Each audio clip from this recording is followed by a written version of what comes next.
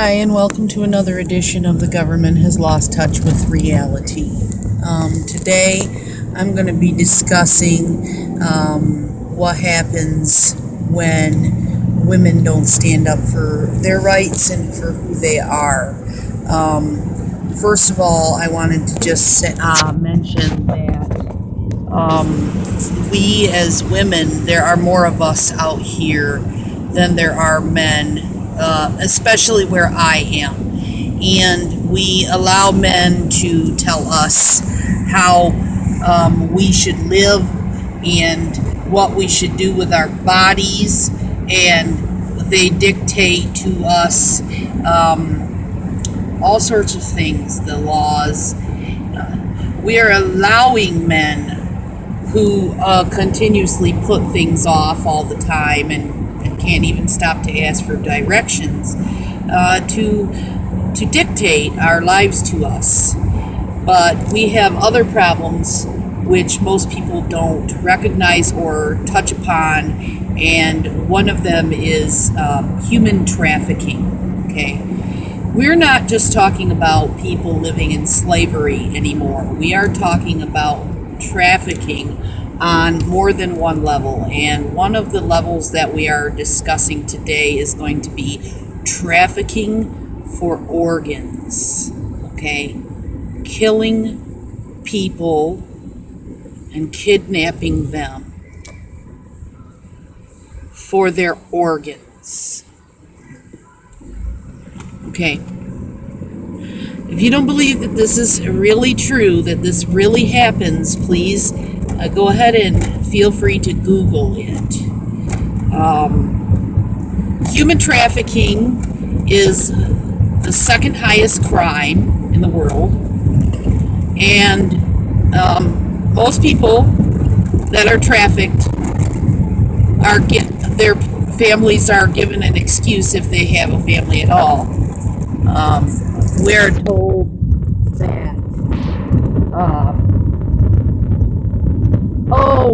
it's usually a friend of the family or someone they knew that took them.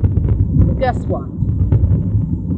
It's happening more and more. People are coming up missing, and we're supposed to believe that it's someone they knew all the time or a friend of the family. Well, that might be true, could be true, but it's not true in all cases. And we're having a problem now where people are being kidnapped in other countries and brought to homes in rural areas, killed alive, and having their organs ripped out of their stomachs while they're alive because of their religion. I don't care about your religion. I don't care what religion you are, who you are, who you have in the sack with you, or who feeds you or sleeps with you, or what you do on a daily basis. Those things are not my concern. My main concern is that we are not cattle. And taking someone and tying them up, slicing their organs out, putting them in a suitcase, which is what happens, and bringing that suitcase to the airport, sending it to some company to sell those organs, that is wrong. About 5 years ago, I had a vision from God. I never talk about my visions because I think that people will think that I'm insane. I was in England and I had a vision from God, and He told me about the buying and selling of body parts. And He said that the buying of selling of body parts is wrong. That He does not condone that. Now, I, at the time, did not understand what he was talking about. I did not know that people were taken for their organs, killed because of who they are, their religious beliefs, killed alive, and their organs were sold. And at the time that I had that vision and message, I really had no idea that God was probably speaking of something bigger, nor did I know that there was such a thing as organ trafficking. I just thought, wow, God, how can you say that people shouldn't be allowed to live if they want to live? How can you say that? How can you say that a person shouldn't get an organ if they need one? But I do remember particularly about this particular vision. It was as if God was very sad, very upset, and disturbed, and basically was discussing with me as if the arms and legs of people were on a table and being sold. And I didn't understand it. Why would I have a vision like the arms and legs and organs and hearts and livers were sitting on a meat table, like as if it was a meat market and being sold? And God said to me, this is not right. This is against God.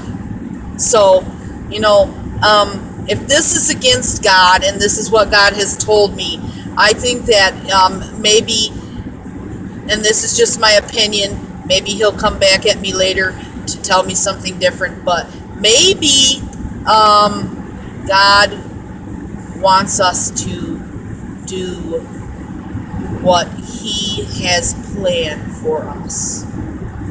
And so, on a personal note, I have decided that if there is some way for me to get an organ transplant when I need that, I'm not going to do it. I am going to go with it. I am going to give myself to the Lord when he is ready to take me. And I am going to be strong.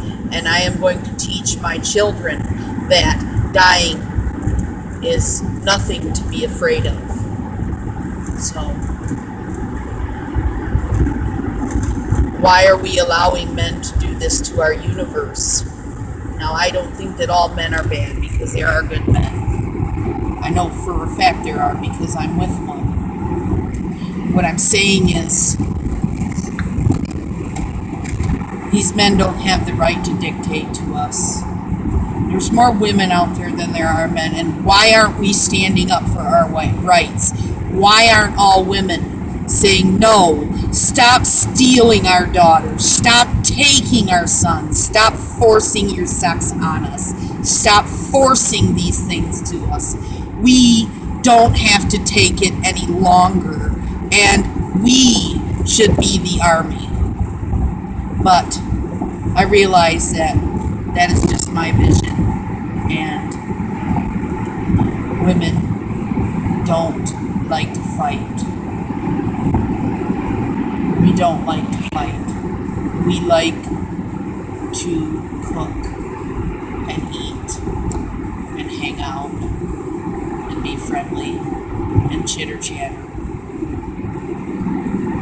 So, the fight is just a dream for me, a pipe dream, and I know that. But I just want to commend all women who actually do stand up for their children, who stand up for the rights of their families, who don't put up with the dictation because of the sin of man. And you can blame Eve all you want to, and you can point the finger at her. But men sin too, and it is a two-way street. and the things that they do are much worse than could have ever been imagined by me when I was such a small child and I wanted to be an ichthyologist when I grew up, or an astronaut. Yes, I wanted to be an ichthyologist, someone that studies fish and water life. But at any rate, what I'm really saying here is that there are more women, and we should be appalled. And all we have to do is pay attention to what's going on. So, please, start paying attention. Your daughters and sons are being taken. They are being used. They are being thrown away into dumpsters like trash. Being sexually molested. Killed. And sometimes their organs are just being sold.